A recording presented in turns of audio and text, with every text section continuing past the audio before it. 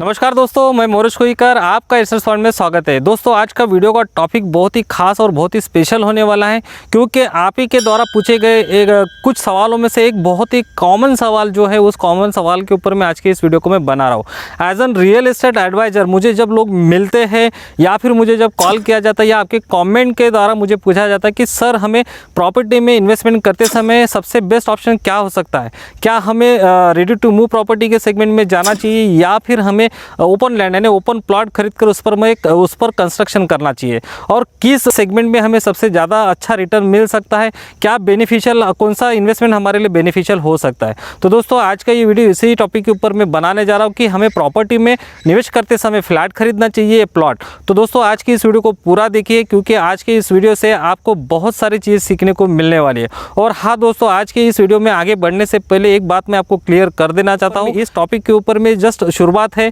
यह पूरी detail information मैं एक वीडियो में नहीं दे सकता हूँ। तो हो सकता है कि ये सिर्फ पार्ट है, आने वाले दिनों में और भी कई सारे इसके पार्ट आएंगे। और आज का जो वीडियो है ये सिचुएशन के अकॉर्डिंग मैं बना रहा हूँ। आज के वीडियो के टॉपिक में मतलब फ्लैट में निवेश करना चाहिए या प्लॉट में निवेश करना चाहिए, उसके ऊपर में मैं दो सिचुएशन के ऊपर मैं बात करूँगा। सिचुएशन नंबर एक ये है कि अगर आप फर्स्ट टाइम लाइफ में कोई प्रॉपर्टी खरीद रहे हैं और अभी आप फिलहाल कहीं पर रेंट से रहते हैं तो आपको क्या करना चाहिए, और आप लाइफ में आपकी सेकंड प्रॉपर्टी है, थर्ड प्रॉपर्टी है, यानी मतलब आपके इसके पहले और पहले ही है प्रॉपर्टी और आप उस प्रॉपर्टी का यूज़ कर रहे हैं, तो आपको क्या करना चाहिए। तो दोस्तों आज की इस वीडियो के साथ में अंत तक जरूर बने रहिए। तो शुरू करते हैं आज के इस खास वीडियो को। तो आइए दोस्तों सबसे पहले जान लेते हैं सिचुएशन नंबर एक के बारे में। तो सिचुएशन नंबर एक है कि आप लाइफ में फर्स्ट टाइम यदि कोई प्रॉपर्टी खरीद रहे और हाल फिलहाल प्रेजेंट डेट में आप अगर कहीं पर रेंट से रहते हो और एक बड़ी अमाउंट आप रेंट के रूप में मकान मालिक को अगर आप चुकाते हैं, तो दोस्तों आप लोगों के लिए मेरा एक सुझाव ये रहेगा कि आप ओपन लैंड खरीदकर उसके ऊपर में कंस्ट्रक्शन करने के बजाय आप खुद के लिए एक रेडी टू मूव यानी खास करके फ्लैट खरीदे। जी हाँ दोस्तों, इसमें आपको कई सारे बेनिफिट्स मिल जाते हैं। सबसे बड़े बेनिफिट की यदि मैं बात करूं तो दोस्तों यहाँ पर आता है बेनिफिट नंबर 1, लोन।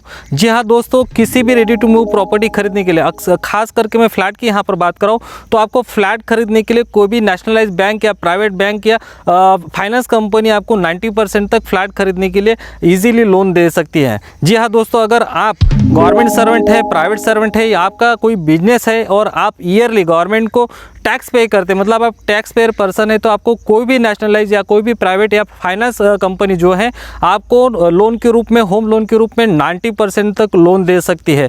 इसका मतलब आपको किसी भी तरह का फ्लैट खरीदने के लिए सिर्फ 10% अपने जेब से लगाने की आवश्यकता पड़ती है, जो एक सबसे बड़ा बेनिफिट यहाँ पे आपको मिलता है। खास करके उन लोगों के लिए जो लाइफ में प्रॉपर्टी फर्स्ट टाइम प्रॉपर्टी खरीदना चाहते हैं लेकिन पैसे की कमी को कहीं ना कहीं महसूस करते हैं, तो इन आप लोगों के लिए काफ़ी अच्छा एक एडवांटेज यहाँ पर मिल जाता है कि आपको 90% कोई भी नेशनल या प्राइवेट बैंक आपको लोन दे देगी होम लोन के रूप में, और 10% जो अमाउंट रहेगा डाउन पेमेंट के रूप में आपको लगाना होगा।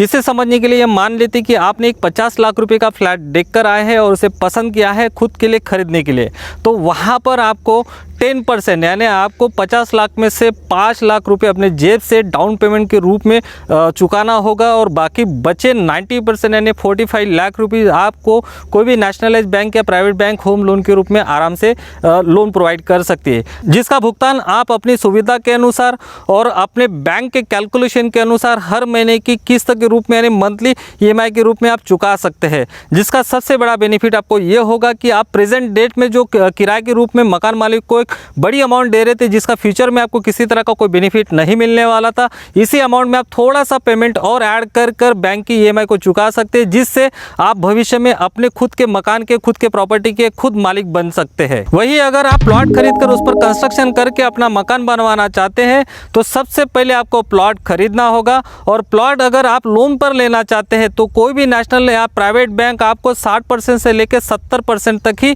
प्लॉट खरीदने के लिए लोन दे सकती है। उसके बाद में जो बचे 30 से 40% की जो बड़ी अमाउंट होगी आपको अपने खुद के जेब से लगानी होगी, जो हर किसी साधारण व्यक्ति के लिए इतने अमाउंट को जुटा पाना मुश्किल होता है। ऐसे में मान लो अगर आपने जैसे तैसे कर इस बड़ी अमाउंट को अगर आपने जुटा भी लिया और आपने डाउन पेमेंट करके लोन लेकर अपना प्लॉट खरीद भी लिया, तो आपको उस प्लॉट के ऊपर में कंस्ट्रक्शन करने के लिए कम से कम एक बड़ी अमाउंट की आवश्यकता होगी, जो हर किसी के पास में हो पाना या रहना काफ़ी मुश्किल होता है। मान लो अगर आपके पास में बड़ी अमाउंट है कंस्ट्रक्शन करने के लिए तो आप उस पर कंस्ट्रक्शन कर भी लेंगे, लेकिन अगर आपके पास में अगर एक बड़ी अमाउंट नहीं है कंस्ट्रक्शन करने के लिए तो आपको प्लॉट खरीदने के बाद में उस पर कंस्ट्रक्शन करने के लिए कम से कम अगले 2 साल तक इंतजार करना पड़ेगा। इसके सबसे बड़ी वजह यह है कि कोई भी नेशनल या प्राइवेट बैंक प्लॉट खरीदने के साथ में कंस्ट्रक्शन करने के लिए मतलब तुरंत प्लॉट प्लस कंस्ट्रक्शन के लिए लोन नहीं देती।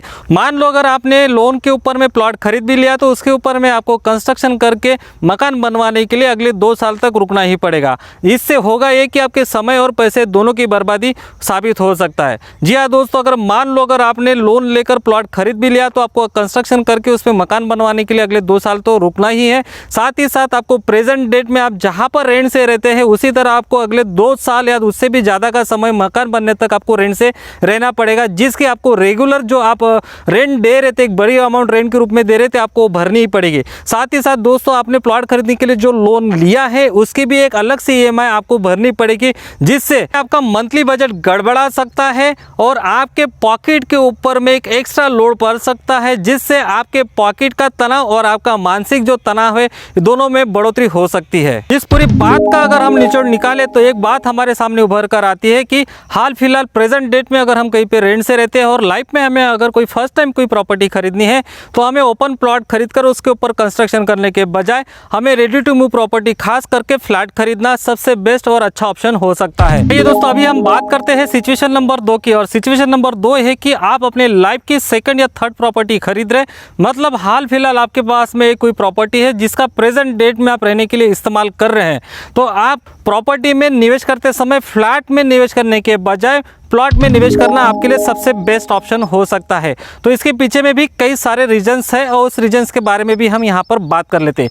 मान लीजिए अगर आप नागपुर शहर जैसे कई बड़े शहर में अगर आप निवेश करना चाहते हैं तो आपको नागपुर शहर में हाल फिलहाल भरपूर मात्रा में ज़मीन उपलब्ध है। जी हाँ दोस्तों, नागपुर शहर में मुंबई पुणे के मुकाबले भरपूर मात्रा में यहाँ पर ज़मीन उपलब्ध है। दूसरी बात, अभी यहाँ के ज़मीन के जो भाव है पुणे मुंबई की तुलना में काफ़ी कम है और Nagpur day by day develop होते जा रहा है। नागपुर धीरे धीरे मेट्रो सिटी और मेगा कॉस्मोपॉलिटन सिटी के रूप में बदल रहा है। यहाँ पर मिहान के रूप में इंडस्ट्रियल डेवलपमेंट का काम चल रहा है। साथ ही साथ मेट्रो ने नागपुर की शान में 4 चांद लगा दिए। नागपुर अब धीरे धीरे स्मार्ट सिटी बनते जा रहा है। इन सभी बदलावों से नागपुर के जमीन की मांग दिन ब दिन बढ़ती जा रही है, जिसके चलते नागपुर के जमीन के जो दाम है तेजी से बढ़ रहे हैं और आगे भविष्य में आज से अधिक दाम को हम बढ़ने की संभावना को नज़रअंदाज नहीं कर सकते। हम नागपुर की तुलना उन सभी डेवलप शहरों से कर सकते हैं जिनके ज़मीन के भाव आज से 1 दशक से 2 दशक पहले यानी आज से 10 या 20 साल पहले काफ़ी कम थे, जिसमें मुंबई पुणे का पिंपरी चिंचवड, दिल्ली का नोएडा, हरियाणा का गुड़गांव और पंजाब का चंडीगढ़ ऐसे कई सारे शहर हैं जिनके ज़मीन के दाम आज से 1 से 2 दशक पहले काफ़ी कम थे। मगर जब से इन शहरों में इकोनॉमिक ग्रोथ हुई है और इंडस्ट्रियल डेवलपमेंट हुआ है तब से इन शहरों की ज़मीन के भाव जादुई ढंग से बढ़े, जिसकी कल्पना लोगों ने शायद ही कभी की होगी।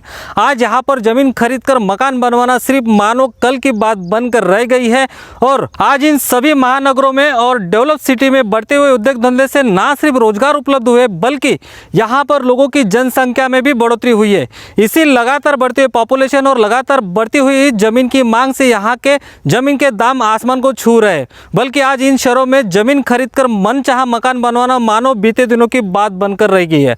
इसी वजह से आज इन शहरों में लोग 1 BHK, 2 BHK और 3 BHK के फ्लैट में रहने के लिए मजबूर है। मगर दोस्तों, नागपुर शहर की वर्तमान स्थिति इन शहरों के मुकाबले काफ़ी अच्छी है। आज यहाँ जमीन और जमीन के दाम इन सभी शहरों के मुकाबले साधारण लोगों की पहुंच में है। आज नागपुर में हर वर्ग के लोग जमीन खरीदकर अपना मनचाहा मकान बनवा सकते हैं, मगर वह दिन ज़्यादा दूर नहीं है जब नागपुर शहर की स्थिति इन सभी महानगरों की तरह हो जाएगी। जमीन की मांग और दाम दोनों ही आसमान को छूने लगेंगे।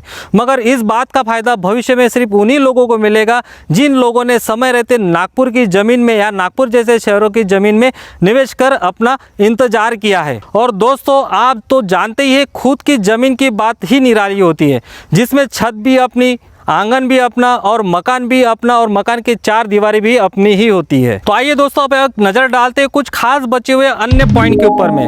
रिटर्न, जी हाँ दोस्तों, यदि हम बात करें रिटर्न की तो फ्लैट की तुलना में हमें ज़मीन में अच्छे रिटर्न मिल सकते हैं। आज तक के एवरेज कैलकुलेशन के अगर हम देखें और लगभग 20 सालों का अगर हम कैलकुलेशन निकालें तो फ्लैट में 8% से 12% तक की बढ़त मिल सकती है। वहीं प्लॉट में हमें 15 से 20% तक की बढ़त मिल सकती है। मतलब फ्लैट की तुलना में हमें ज़मीन में निवेश करने पर 8% ज़्यादा अच्छा रिटर्न हमें मिल सकता है। पर यह बढ़त और रिटर्न जो है एरिया के लोकेशन पर निर्भर करता है। जिस एरिया में इकोनॉमिक और इंडस्ट्रियल ग्रोथ ज़्यादा है वहाँ आपको अच्छे रिटर्न मिल सकते हैं। और एक सबसे ज़रूरी बात, एक निश्चित समय के बाद लगभग 15 से 20 सालों के बाद फ्लैट के जो दाम है उसकी बढ़त में स्थिरता आती है। मतलब फ्लैट के दाम सीमित समय तक ही बढ़ पाते हैं। मगर वही ज़मीन के भाव हमेशा बढ़ते रहते हैं, बल्कि आज आप इसे जितने दिनों तक रोक कर रखेंगे यह उतनी ही ज़्यादा महंगी बिकेगी, मतलब आपको ज़्यादा मुनाफा करके देगी। तो चलिए दोस्तों अभी बात करते हैं रीसेल पॉइंट की। रीसेल पॉइंट ऑफ व्यू से अगर हम देखें तो किसी भी फ्लैट की रीसेल पहले 10 से 15 सालों में आसानी से हो जाती है, मगर वही 15 से 20 सालों के बाद फ्लैट को रीसेल कर पाना थोड़ा मुश्किल हो जाता है। इसकी सबसे बड़ी वजह है फ्लैट के कंस्ट्रक्शन का पुराना होना।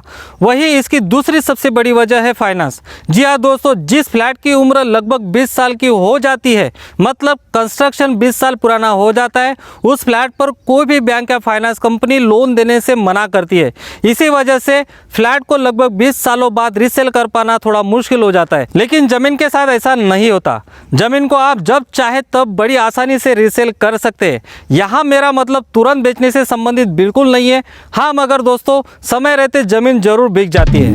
तो आइए दोस्तों अभी हम बात करते हैं रेंटल पॉइंट ऑफ व्यू से। यदि हम बात करें रेंटल इनकम की तो फ्लैट में आपको पहले दिन से ही रेंटल इनकम पाने के आप हकदार हो जाते हैं। जी हाँ दोस्तों, अगर आपकी यह एक्स्ट्रा प्रॉपर्टी और आप हाल फिलहाल किसी दूसरी जगह पर रहते हैं तो आप अपने फ्लैट को रेंट पर चढ़ा सकते हैं, जिससे आपको एक बेहतरीन इनकम जनरेट हो सकती है। अगर हम खाली ज़मीन की यदि बात करें तो आपको खाली ज़मीन पर रेंटल इनकम नहीं मिल पाती। अगर आप उस ज़मीन पर किसी तरह का रेंटल इनकम लेना चाहते हैं या जनरेट करना चाहते हैं तो आपको उस ज़मीन पर कंस्ट्रक्शन करना होगा, तभी आप उस ज़मीन के ऊपर में रेंटल इनकम आप अर्न कर सकते हैं। इसके अलावा आपको प्रॉपर्टी पर टैक्स बेनिफिट भी मिल जाता है। मगर आज इस वीडियो को मैं यहीं पर रोक रहा हूँ। अगर आप किसी भी तरह का प्रॉपर्टी पर टैक्स बेनिफिट के बारे में जानना चाहते हैं तो आप मेरे पहले से ही बने 2 वीडियो को देख सकते हैं, जिसमें बैंक लोन और होम लोन के बारे में मैंने जानकारी दी है, साथ ही साथ टैक्स बेनिफिट के बारे में भी उसमें जानकारी दी है, जिसकी लिंक मैंने डिस्क्रिप्शन बॉक्स में दे रखी है। आप उस लिंक को क्लिक कर उस वीडियो को आप देख सकते हैं और टैक्स बेनिफिट के बारे में जानकारी हासिल कर सकते हैं।